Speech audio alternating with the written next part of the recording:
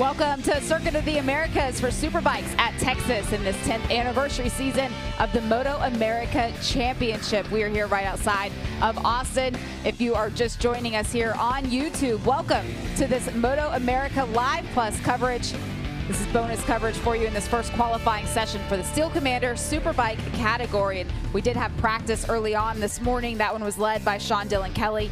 Josh Herrin was in second, Cameron Beaubier in third. Some names that you may or may not be familiar with, but we have 3 races of action here this weekend. Roger Hayden, before we get to that, let's go take a look back at the last time we were on track. This was back at Mid-Ohio. Yeah, Mid-Ohio, race 2.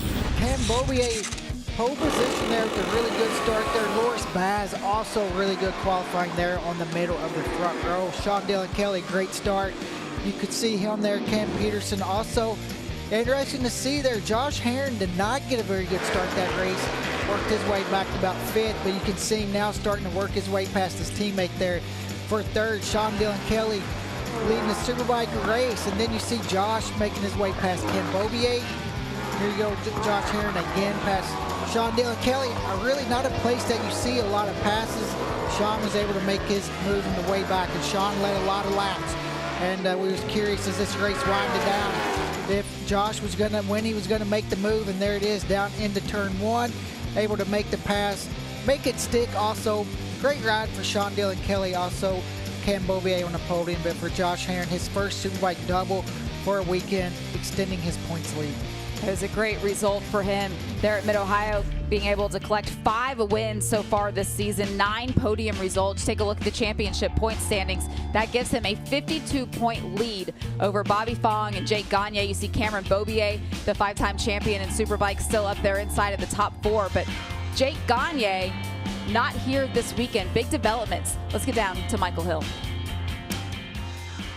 Yeah, thanks, Jamie. As you said, Jake Gagne not here, so the success or potential successful defense of his title isn't going to happen. He's also going to miss the final round of the season. But Richard Samboli from Attack Performance Yamaha wasting no time in finding a replacement. That replacement, the reigning Supersport champion of MotoAmerica and former World Superbike rider, Xavi Forés. You may have seen on our preview show earlier on today, I had a good chat with Xavi. He's already actually gone out on a circuit. You may just see just over my shoulder his teammate for the next couple of weekends. That is, of course, Cameron Peterson. But there you can see Forés. He was inside the top 8 this morning. And, of course, this is the 3rd different machine that he has ridden in Superbikes this year. And he said it's a little bit different to what he's been used to. But he's got so much experience, hasn't he? He's the only rider to be on the podium, not just in World Superbike, but in more than 8 other domestic championships around the world. So it makes no surprise, really, to me that they picked up on Xavi Forés. He's only going to get quicker as the weekend goes on, and of course when we get to New Jersey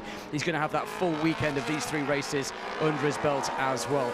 The other riders to look out for, Jamie and Roger, is of course the Vision Wheel M4 X-Star Suzuki team. So impressive this morning. Richie Escalante was actually fastest in that session for pretty much most of it. Dropped back towards the end, Brandon Pash as well, but both Suzuki's in the top 6, Roger, in a team that you know very well, so lots for the fans to be excited about this weekend. Yeah, and a great showing for that team, and that's exactly what they needed. And Escalante, we talked about going back to a track that you like and good results. He got a Superbike podium here last year. Take a look at Jake Gagne's rider profile. Not here this weekend. We all send him our best wishes as he tends to his injuries and gets himself ready for the next season ahead. But for Jake Gagne, he had the #1 plate. It's got to be a tough decision to make. Yeah, it's got to be tough, and then also the way it happened with the injuries and all that. But, you know, for Jake, we've seen him riding around 6th, 7th, 8th all year. Had those issues. Now he gets a head start on getting ready for next year. You see Bobby Fong out on the racetrack right now. This is a live look at this first qualifying session for Steel Commander Superbike. Bobby Fong sitting 2nd in the championship point standings. He had some issues back at Mid-Ohio. Sorry, you see he went down. It was a big incident. Yeah, that was a big crash. That second qualifier on Saturday morning. You see the bike in the background right there into the last corner. Luckily that the catch fence was there for Bobby. Unfortunate there crash. The team did a great job getting that bike back together before the race, but unfortunate for Bobby. We had Bobby on our preview show this morning also as we talked about chasing for a championship and the deficit that he has right now. He said, basically, I just need to go out and win. Yeah, 52 points. I mean, you got to go out and try to maximize as many points as possible. In racing, you never know. But this season, not only for Bobby Fong, but that team as well, what an impressive performance for a privateer Superbike team to come in and win races and challenge for a Superbike title. It's just been really impressive to see Bobby and what that team has did. Yeah, in the off season, coming into this season, the whole wrench cycles team, they took everything apart. They started manufacturing their own parts and pieces in their shop and not relying on the development work that other teams were doing. They started doing it themselves, and they really have proven that not only are they up to that challenge, but they're also entirely capable of putting together a really solid racing platform. And that's the thing, on a Yamaha, a lot of races this year, they were the fastest Yamaha the whole weekend, and able to build all those parts themselves, do their own development, and it's starting to pay off, and now they're going to have a really good year under their belt, and I'm excited to see now what they gain from this year, what they can go into the off season, make those improvements that they're going to want to make. He also said on that preview show just about that privateer effort and how they have so much momentum now going forward and so much more that they're able to build on, that when they get a couple of months off and racing is over into this off season, they now know what they can narrow in on and improve. And not only that, for Bobby not racing a lot in the last couple years and has a day job, and things have been really different the last couple years, and then now he's back to a full-on Superbike rider fighting for a title. So your mindset's got to change as well. You see the number 54, the Vision Wheel M4X Star Suzuki rider. This is Richie Escalante, who was out for the big bulk of this season. It was actually Xavi Flores that was filling in for him, which is where Xavi's other experience came from this season. But luckily and thankfully, Richie Escalante able to get back out there and end off this season. He was inside the top 5 in the practice session this morning, and he's right there again in this first qualifier. Yeah, and for him to miss the time that he missed and able to come back, and that's hard. The very first race of the year to get hurt, and then you come back a little bit after mid-season when all the riders have had over half of the year of testing and riding and getting their bikes better with their crew and making changes, and you're at home on the couch, so it's hard to come back. And this weekend he's showing some really good improvements, and it's good to see Richie up there toward the front. It's nice to see him back up there where we were used to seeing him last season. You see at the top of your screen the weather right now, 94 degrees, the actual temperature, that 44% humidity though. Roger, it has the real feel up to over 100 degrees right now, and we actually heard in that last qualifying session in Twins Cup from Alessandro Di Mario that normally on a bike you don't feel the heat when you're in motion because you've got the wind and everything, but he said here today with the way that the temperature is, he said his feet were hot, and you can certainly feel it. You can definitely feel the heat, and all these riders are going to feel it right there on their, the exhaust is right there by their right leg. You can see it right there. That thing is putting off heat. You think 94 degrees, feeling hotter than it is with the sun out. Some riders last year ran into some problems with their feet getting really hot. The fatigue that comes with the heat as well. In terms of racing for Steel Commander Superbike, this is a triple header weekend. So these riders have 3 races that they have to get through, and with the challenge of the temperature, how would you approach that? Well, I would make sure that I was in shape. And this track is not easy, I can tell you that. It is one of the toughest tracks we go to. When you look at that first sector from turns 1 all the way to turn 10, you're just where Richie is right now. It is so hard to change directions. That makes it hard. So you got to be in good shape. You got to keep up with your hydration and not be out in the sun. Really focusing on that, because it's gonna take a toll. You think about the practice and qualifying today and the morning, and then 3 races throughout the weekend. See the number 78, Benjamin Smith, with more. Let's go down to Michael Hill. Yeah, thanks, Jamie. Looking at Ben Smith, currently in 12th place, just into the braking zone towards the end of the lap. And Ben, who's been having a pretty consistent season, this is the first weekend on the Flow for Law Yamaha that we're going to see him on a full-spec machine. So it was announced before this weekend that Yamaha underneath him is now going to be to the full Superbike spec, so not the kind of hybrid stock bike that he's been running. And you can really see the difference. This morning he was only a couple of tenths shy of Cameron Peterson. So Jamie, this is a young man that has come up through the ranks, hasn't he? Back through the KTM days, made his name, got a couple of podiums in Supersport, and he's one of the young talents that is emerging in MotoAmerica. And it's good to see now that Yamaha are giving him a bit of support, and he's got a same spec bike pretty much as what Cam Peterson and Xavi Forres has got, which is great for the future talent. Yeah, it's a great opportunity for Benjamin Smith. You said it, he's come up through the ranks. Everybody knows him. He's really a hard worker, always very hands-on. But Roger, in terms of difference, coming from a hybrid sort of version of the Superbike over to the full-fledged thing, what is he dealing with? Just all the different things that he can change, and the difference that the bike's going to have. You're talking about swing arms, more power, more stuff that you can do with the electronics. It's a lot to take on and try to learn when you're giving your crew the changes that you want. There's so many, with stock 1000. There's only a certain amount of stuff that you can do, but then you jump on a Superbike, it feels totally different. And for him, this is a great opportunity to go ahead and start that learning process. See the number 6 there, that's Cameron Beaubier. This was just a moment ago. Yeah, it looks like up into turn 1 there, and too deep, but yeah, look at that flame.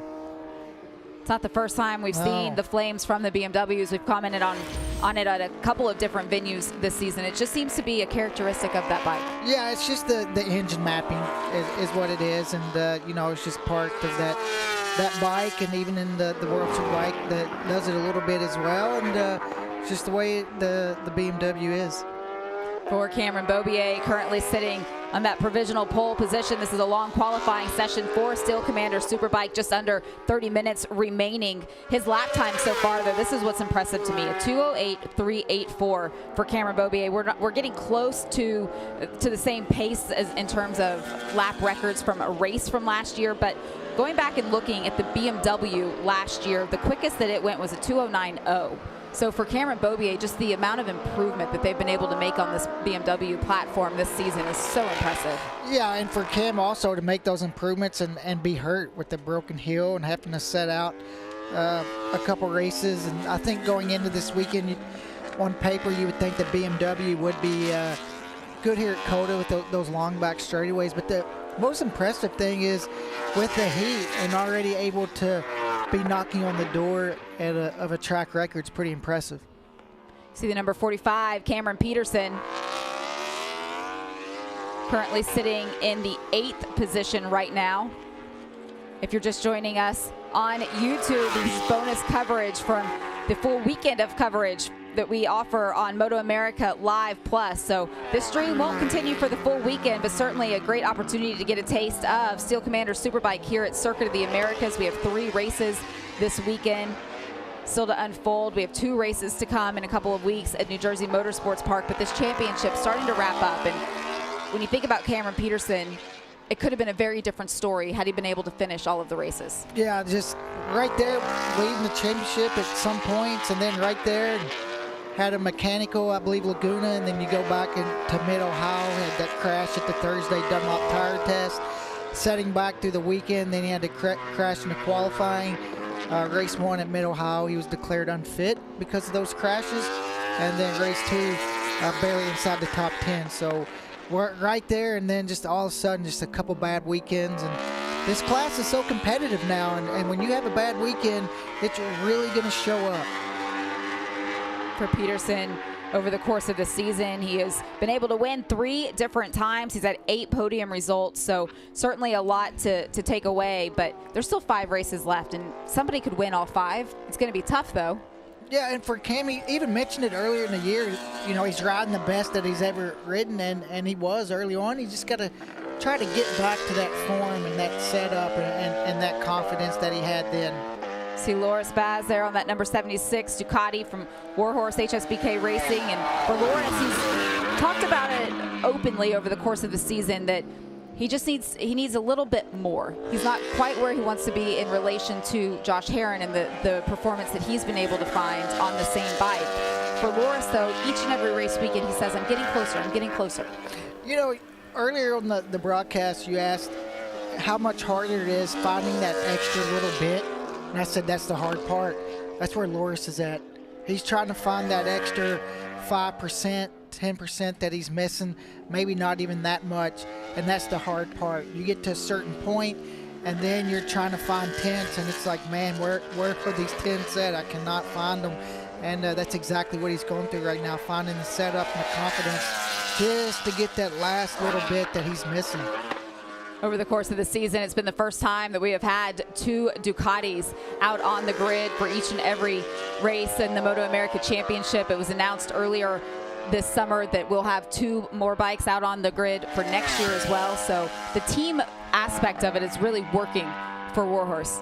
Yeah, and you get 2 teammates also that get along really well, and you know, I think that's a huge part. The team has a lot of fun, and I think it's showing in their results, especially with Josh Herrin. I mean, what he's done this year has been really impressive, and that team, and they have the support from Ducati, which is really big, and you can see what happens when you have support from the manufacturer like Ducati has given the Warhorse guys, and what that translates to on lap times and performance. You can see there on the bottom of your screen the graphic for Josh Herrin still being shown as above that provisional pole time right now, but he went red in the first sector of the racetrack, meaning he was better than everybody else through those first couple of corners. Made a mistake in the second sector, but he was under a lot through that first sector. And for Josh right now, man, is there anybody that could have more confidence rolling into this weekend than Josh Herrin is? You know, we talked about it at the opening of this qualifying session that for Josh Herrin, he's coming off of his very first Superbike double-up, being able to win both of the races back at Mid-Ohio, his 5th win of the season, 9 podiums, and he even said it, he was a little bit speechless. He said, I don't know how to put into words what we're doing right now, but everything is just working. And also, too, you think about back to Mid-Ohio winning race 1 by 18 seconds. I mean, that is a huge lead for Josh. That was his personal best time, still staying in second place behind our provisional pole sitter, Cameron Beaubier, but is closing that gap, as you see now, that for the 2024 seasons, fans can pick their favorite riders for a chance to win some money. It's available on your favorite sports books and daily fantasy sites like DraftKings and Underdog Fantasy. Just visit nxtbets.com/playma for exclusive sign-up bonuses for new players, and you can receive some bonus cash available in all legal states. Just check nxtbets.com/playma to see where you can play. All right, Roger, let's say you're logging in. Who are you putting your money on this weekend? You know, it's hard with this track. But and Josh Herrin, with the points gap that he has, is he going to play it safe or not? But what about Sean Dillon Kelly? He showed some really impressive lap times this morning at Mid-Ohio, being so close to that win. You know, he's going to be hungry, and I think you know, his odds might be about right where I'd want to lay something on there. Yeah, Sean certainly was quick this morning, and on the heels of that performance back at Mid-Ohio, I wouldn't bet against him also, but you see that number 2 bike right there in frame coming off of a double, leading the championship. I don't know that there's anybody else that's higher than Josh Herrin right now. And dominated race 2 here last year as well. Definitely going to be tough to beat. It's just, how's he going to play that championship battle? With 52-point lead, though, he still has some wiggle room if he does make a mistake. So really the pressure's off, and go for wins. Do what you've been doing all year. It's working. Sean Dillon Kelly, it's his first season in the Superbike category, and he came out at Road Atlanta and very quickly proved that he was going to be in it for the long haul. He didn't need a whole lot of time to get up to pace, but each and every race weekend, he's there just a little bit quicker. And that was one of the things that I noticed this morning in the practice session. Him being able to lead that first practice session, for him, that's huge, because it's normally taking him a session to get comfortable on the big bike, on each of the tracks. Yeah, new team, new Superbike class. They usually spend that first practice Friday morning, you know, outside the top 5, struggling a little bit because they show up with no notes. They show up with no setup from the previous year, and kind of guessing a little bit. I know they probably ask around and try to get a good start, but show up, and so much you can do on the Superbike, usually that first session. I was impressed this morning too when I looked down and I seen it wasn't like they had a Dunlop tire test yesterday like they did at Mid-Ohio. Today was the first time they were on track as a team at this track and lead the first Superbike session. As we continue to watch Sean Dylan Kelly out on the racetrack, it's not all about what happens on the racetrack for him and that whole team, also taking some time away from the track and doing things that really matter to the community. You see him here. This is at Joe D. Children's Hospital in Hollywood, Florida. Joe DiMaggio's hospital, and you see all the kids. How cool is that they get to take Sharpies to a Superbike? Yeah, it's really cool, and that's also really cool of Sean to do that, and the team as well. I mean, those kids to go there and take the time out of his day and put a smile on their face, and Sean really represents the sport really well and always has. Yeah, certainly.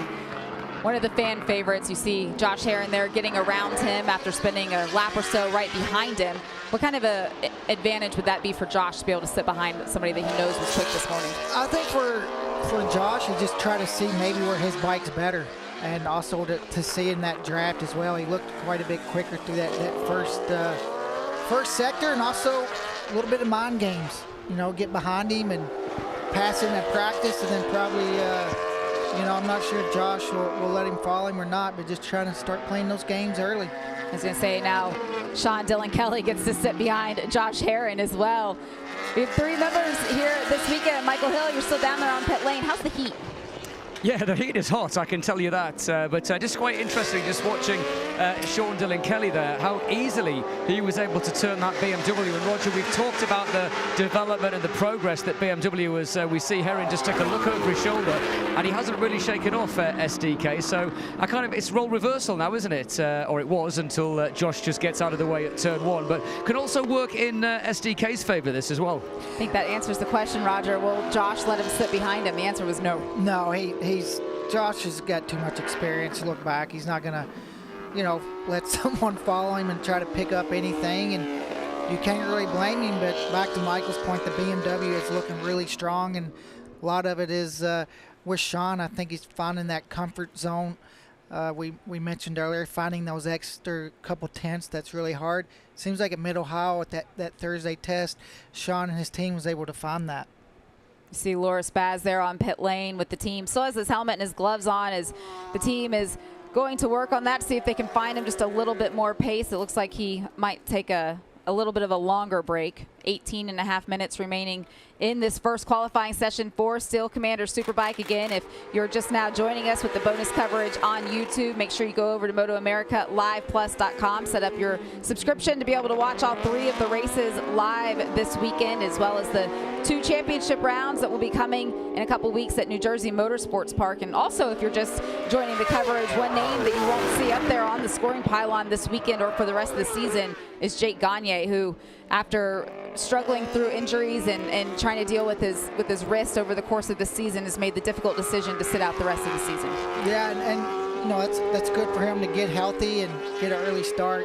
Riding around 7th or 8th these last 2 races wasn't going to do anything for him anyway. So now, when they start their next year testing, he's going to be 6 weeks healthier than he would have been if he would have waited till after the season to get things sorted out.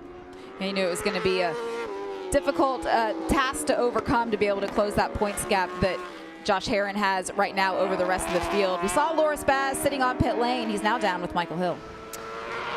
Yeah, Loris Baz just taking a little break here. He opened the bottle of water. I thought he was about to take a drink and just poured it straight over his head, which is quite lucky because he would normally throw the water at me, but he's left me alone. So hot out there. Obviously, we can see you putting the water on your head as well. How are the conditions? How are you enjoying running the Ducati around here? Yeah, it's really hot, but that's what we are paid for. So I mean, I love the. What, you get paid?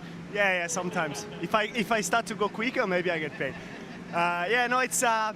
It's really nice to be back in Austin. It's one of my favorite tracks in the world, and I love the. I didn't race here since 17, but we did a test here in 21. Was so nice. So yeah, really happy. We just had a tough morning, like some issue on the bike, and the setup was far to be ideal here. Started with the base from Mid-Ohio, and we had to change a lot of things. So I feel more comfortable now, but still like a big gap to catch the guy we want to be with. So we're working hard, but yeah, I'm much more happy now than in FP1.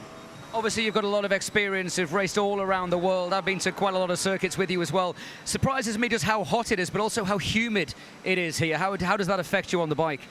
Yeah, well, it's really humid, but I'm not thinking a lot about the heat, you know. I train a lot when it's hot. I always go training at 2 p.m. Cycling with a really high temperature. So honestly, it's okay. It's hot, but you just have to drink the best salt and make sure you are staying hydrated, and it's part of our job. And final question, of course, there is a championship at stake this weekend. Your teammate Josh Herring could leave here as the champion. Are you thinking about that? Are you thinking about a role that you might play, or is it every man for himself in Warhorse HSBK Ducati this weekend? Well, at the moment I have to be quick enough to be able to help him, you know, so I'm not quick enough. So we are trying hard to be as quick as we can. He have a big bit margin. He did a good championship to be in this position, so I don't think he need help at all, but if he needs by the end of the year, I will be here for sure. This is my American brother, so I know Garrett Gerloff is going to be jealous of that one. Yeah, I'm going to help Josh if he needs to. Thanks, Loris, and I'm sure Garrett Gerloff is watching, and of course a big shout out to Garrett. Got back on the podium, didn't he, first time this year in World Superbike. But Roger, I guess we know then Loris Baz will play the team game if he needs to, which is quite interesting. I wasn't sure we'd get that answer, but that's what he said. Yeah, and only if he needs to, and right now it looks like Josh is kind of handling business on his own so far. And I love the honesty that we always get out of Loris and all of those answers. And he talked about training at 2 o'clock in the afternoon, the hottest part of the day. We heard it said earlier from Tyler O'Hara that it's the work that you do when nobody's watching that allows you to take advantage of these opportunities. That's exactly what Loris Baz was just saying. Yeah, and that's when you don't want to train at night when it's cold, or also you don't want to run from the heat because you want your body to adjust to it. And I know a lot of other guys that train hard do the same thing. They want to get out there and do their training the same time that the race is, to try to get used to it. And you train for days like this, these tough days, and that's why you put that work in and get out there and suffer running, cycling, or whatever you do. That's why you do it. You do it for days like today. See Hayden Gillum there on the number 69, one of the Superbike Cup riders. This is a stock 1000 spec machine for Hayden Gillum, and he hasn't been able to do all of the races this season. He doesn't compete in Superbike Cup when it is a stock 1000 and King of the Baggers weekend. Reason being, that would put him in 3 different categories. He made a promise to his team that he wouldn't put himself in that position. So it's nice to see him out here this weekend. Stock 1000 not on the property, so we get to see him out with Superbike. Yeah, and this will be his last Superbike weekend. With stock 1000 coming to Jersey. And for Hayden, he has showed a lot of speed this year in the Superbike class and been really impressive, getting himself inside some of the qualifiers and practice inside the top 5, top 6. You know, but he had that big crash on the bagger at Mid-Ohio, and he had to get a little work done on his hand. And you know, it's hard to come here. We talked about how physical the first part of this track is. It's not going to be easy with a hand that you just had surgery on. No, that lap that we were just watching him on, though, was his best lap of the session, a 2:12.2 for Hayden Gillum, sitting in 12th right now behind Ashton Yates, who is sitting 2nd in those Superbike Cup points, also aboard a Honda. So great qualifying session for both of those riders right in the middle of the mix. Yeah, right there. And we see Cam Peterson there pulled off. That looks like the back straightaway. Is he looking down at the bike? Something on the left. I don't know if it's... Not sure. It looks like he's trying to get it refired. Certainly doesn't look like he had an off or anything. It looks like he just pulled right over, and he's trying to diagnose the problem and see if he can get it back to the team.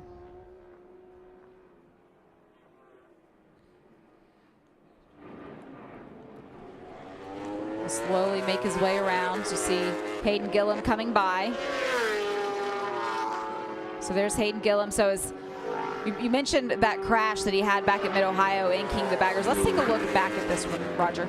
Yeah, it was race 2, you know, about mid-race, and we go back, and here's the start of the Bagger race, which was a really good race too with Kyle Wyman, and we talked about championships coming down to the end of the year. Troy Herfoss also, you see Rocco Landers. They're really starting to show a lot of improvement toward the end of the year on the Bagger. James Rispoli. All the guys were there early on into this race, but you can already see Kyle and Troy have elevated each other a lot this year. And here's the big crash right there headed toward Thunder Valley. Just unfortunate for Hayden, that rear end stepped out. Watch that. That hit, and was beat up, banged up, and had to get a little work done on his hand.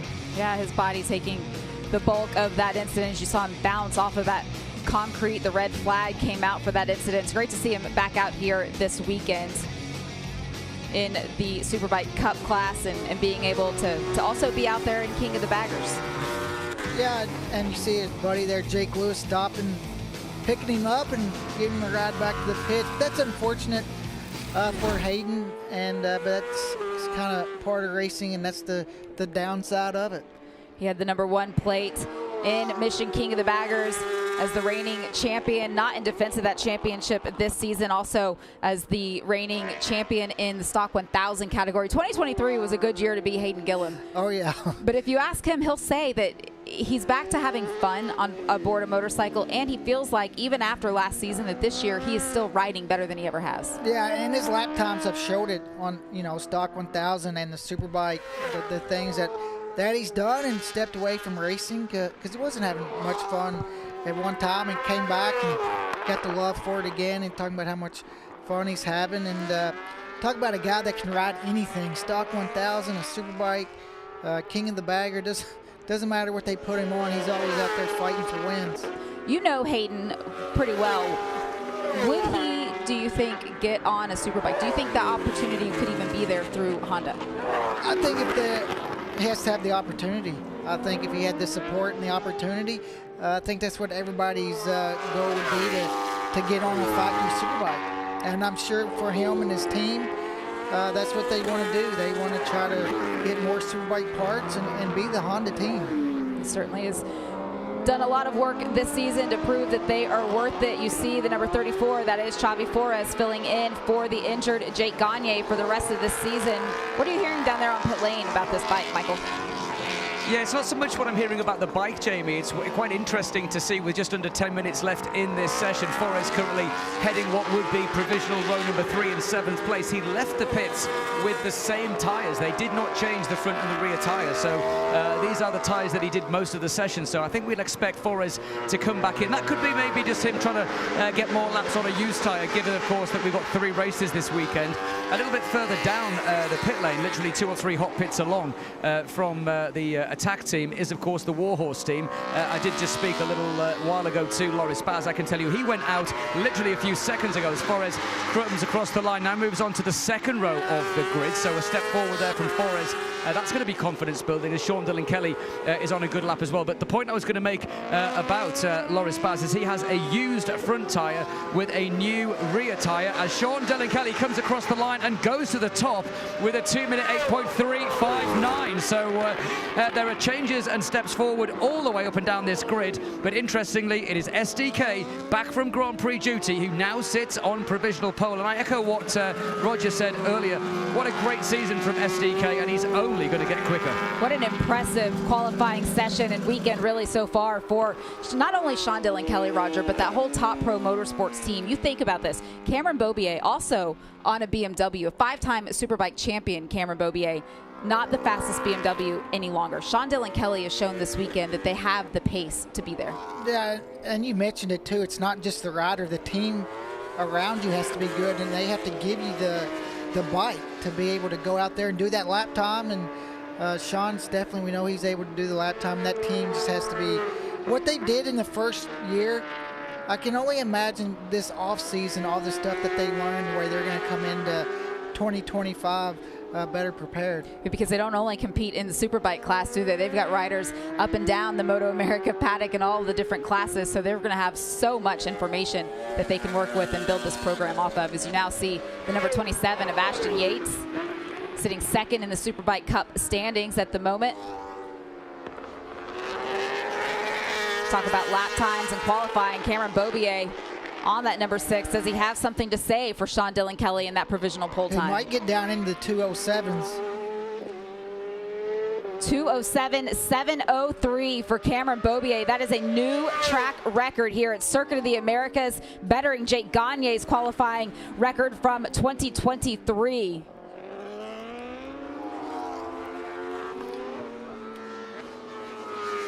Cameron Beaubier not only had something to say, but over 0.6 of a second now, the gap between Beaubier and Sean Dylan Kelly. It's going to be interesting to see if SDK can answer, or anyone else for that matter. We haven't seen Josh Herron dip that low yet either. Yeah, we'll see toward the end of this session when guys start focusing on doing that good lap, put a soft tire on.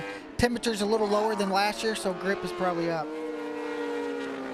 Well, one of the riders that could very well respond to Cameron Beaubier's lap time, which was bloody impressive, wasn't it? That was so quick, was Josh Herron. He was just sat down here, had the helmet on, and the moment, literally the split second that Beaubier did that 2 minutes 7.7, he told the team, let's go, and he has new tyres front and rear. So if there is going to be an attack on the pole position, it is going to be Josh Herron.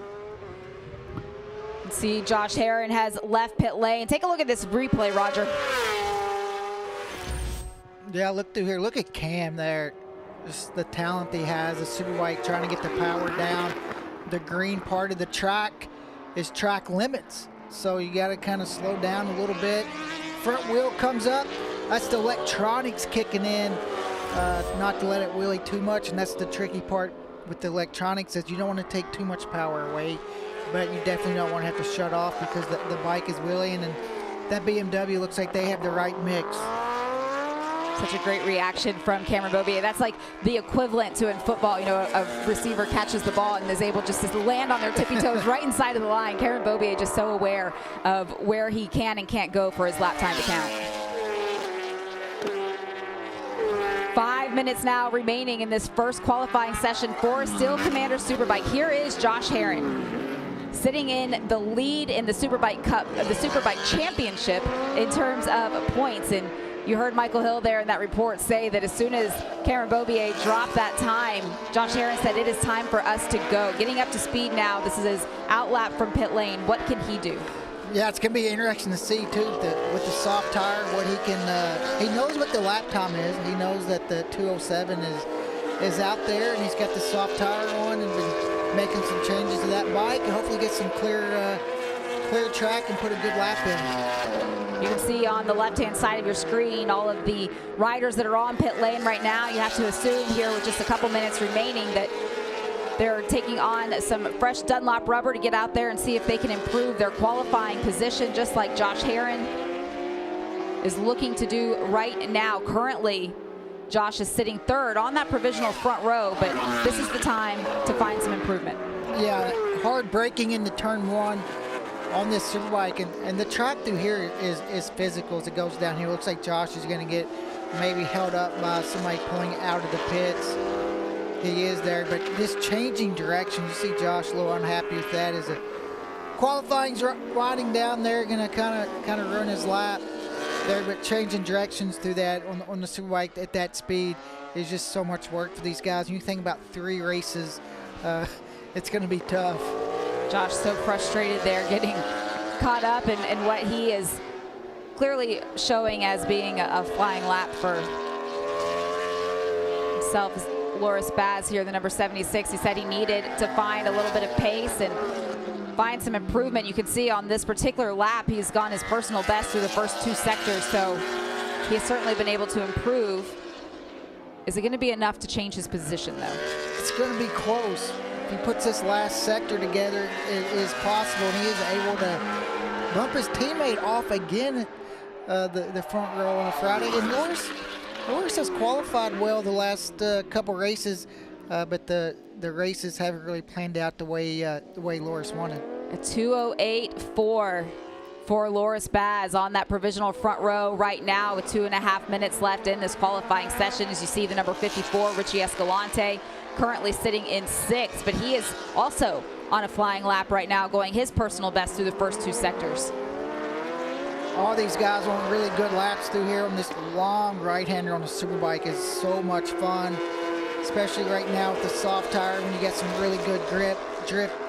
Let it drift a little bit wide and try to bring it back into this left-hander, which is tricky because you're coming in there with so much speed than you're used to because you have a softer rear tire on. Into the last corner, you can't really tell, but this corner has a lot of camber, so you can break in there really deep. We'll see Richie Escalante moves up, and he does the best lap, 2:09.5. Able to move himself up into 5th. He was 6th just before, but Bobby Fong also on a flying lap right there. That number 50 Yamaha of Bobby's personal best through the first 3 sectors. See if he can improve and get back around Richie Escalante.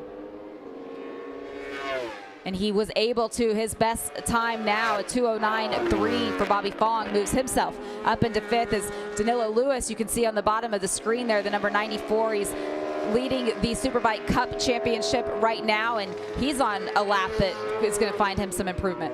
Yeah, everybody's doing personal best, and for Danilo, he just has to try to keep this last sector, these last 2 corners clean. You see that wheelie there? That kind of shows you the difference between stock 1000 back to Cam Beaubier's wheelie was a little bit less. And Josh Herron looks like he's out there on a good lap again. So for Josh Herron, he went red in the first sector, meaning he is quicker than anyone else out on the racetrack right now. Even better than our provisional pole sitter Cameron Beaubier through that first sector. Did not improve in the second sector of the racetrack. He's got a little carrot in front of him with Brandon Posh, and I don't think he's going to knock Cam Beaubier off that top spot, but he definitely has the opportunity to get back on that front row this lap. Currently sitting on row number 2, the lap that he's on right now. You can see that plus 0.319. That means that he is 0.3 of a second above what the pole time is right now. That would put him into second. That would put him around Sean Dillon Kelly if he's able to continue on this lap. But you can see that gap, it just grew to 0.7 of a second, which would put him in 3rd, right ahead of his teammate.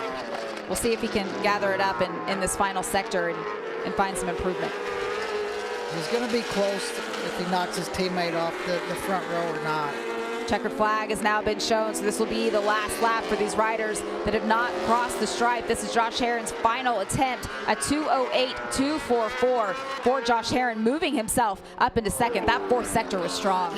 Yeah, that first sector and that last sector. So for Josh Herron there, that's what he wants. Get on the front row, find some time, and he knows he can go quicker. He didn't even do his personal best sectors in split 2 and 3. He knew he was going to have to push. The gap now between 1st and 2nd, just over half a second, as Cameron Beaubier reset the track record here in this first qualifying session at Circuit of the Americas. We're going to have another qualifying session later on tomorrow morning before we get into our first of 3 Superbike races here at COTA this weekend. It's a huge weekend, so many points on the line. You get 25 points for a win in MotoAmerica competition. You get 20 for 2nd place, 16 for 3rd. So you think about championship implications here, Roger, with only 5 race days remaining. You see Hayden Gillum off of the racetrack right now. The implications here with 3 races, this is an important weekend.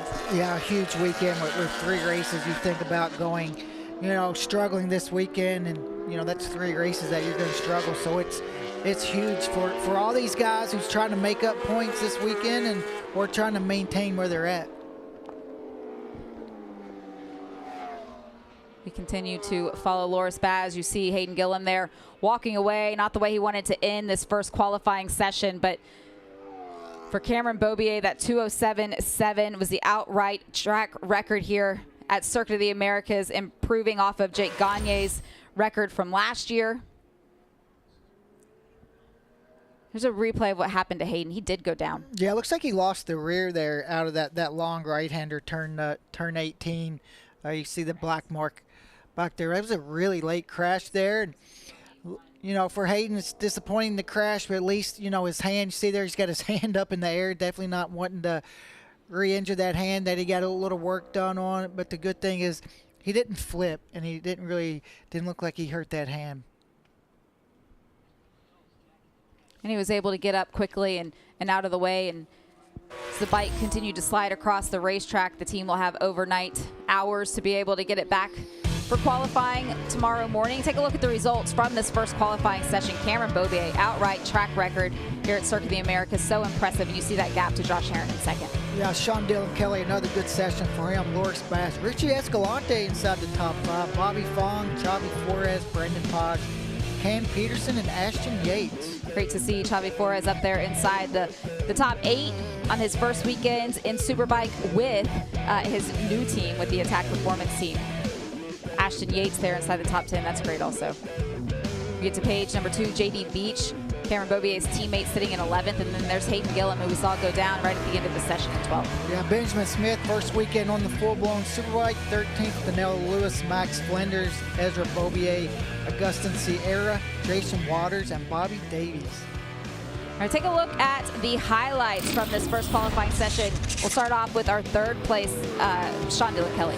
Yeah, and Sean is just starting this weekend right where he left off at Mid-Ohio at the front. Very good first day for Sean. He's got to be feeling pretty good about that. And a couple tweaks tomorrow. He needs to find a little bit of time to get up there to Cam Beaubier. Found 7/10 from the practice session this morning, so there's still some more there. As you see, Josh Herron in second, coming right there at the last lap of this qualifying session. And for Josh, it's where he wants to be, the front row, right there in the middle. He's got himself in a really good spot. Didn't even do his best sector split 2 and 3, so he knows he can definitely go quicker. Ultimately, it came down to Cameron Beaubier that everyone will now be chasing for qualifying tomorrow as well. A new track record, that 2:07.703 for Cameron Beaubier. Our provisional pole sitter now down on pit lane with Michael Hill.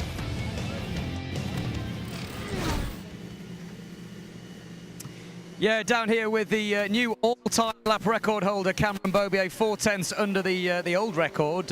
Smile come to your face when I said that. That was a pretty good lap. Yeah, thank you. Man, I'm enjoying this place on the BMW. It's been probably 5 years since I rode a Superbike around this place, and yeah, you go for a ride on the front straight and back straight, that's for sure. It's nice to ride a Superbike around here. It's so different than a Moto2 bike, and yeah, I'm enjoying myself. I think it's going to be a hot, sweaty weekend for everyone, so definitely got to stay hydrated and yeah, try to get the bike as easy to ride over all 3 races. So team's working incredible. It's been awesome working with these guys the last 2 years, and yeah, just got to keep our head down. Sean's riding really good right now, and same with Herron, and yeah, just keep fighting. 4 of you at the moment within 0.7 of a second. You referenced there Sean Dillon Kelly, who's having another good weekend for the Top Pro BMW. Both Ducatis at the sharp end. One thing I noticed was a lot of laps on the same tyres. Is that part of the strategy, knowing you've got 3 races and the heat here as well? I'm assuming that's what it is, your experience just coming into play a bit there? Yeah, exactly. We're struggling a little bit on that with the 8 rear, which we ran this morning, and that's what we ran at Ohio, and pretty much everyone was on the 8 rear the second day, and we're struggling a little bit on like entry mid-corner with that tire in particular, and yeah, we were playing with some bike setup changes through the 7 this afternoon, and yeah, the thing was working, so we left the same tires on all session, but at the same time with this, like the characteristic of the 7, you're not really going to find a lot of time on a brand new 7, so brand new harder options. So yeah, I mean, all is good right now. We keep heads down and see if we can find anything else and get ready for tomorrow. Excellent, thanks Cam. Cameron Beaubier then taking the provisional pole position. He's going to be in the sharp end, certainly to fight for the victory. Whether the championship is too far, we'll find out. Stay with us on MotoAmerica Live Plus.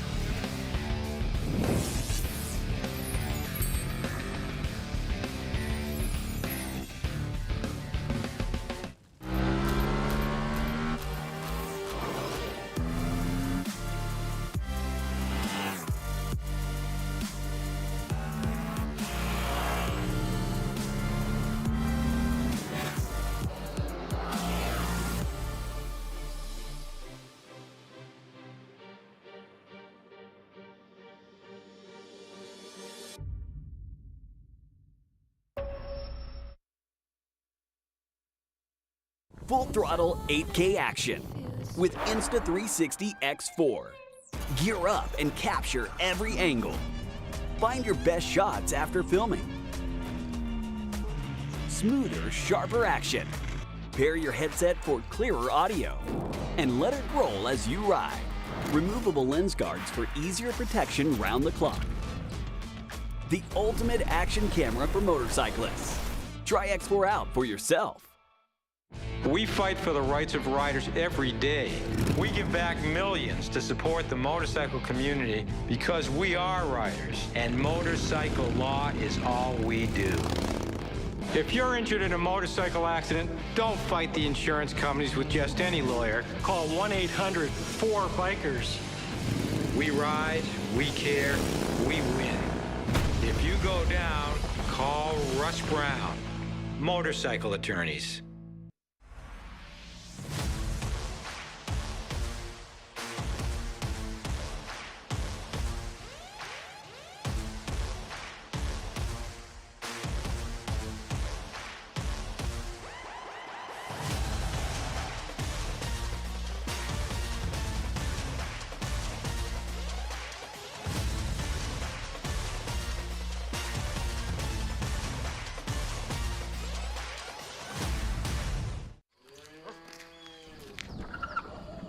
Out here, there are no business hours. No task too tough or too dirty.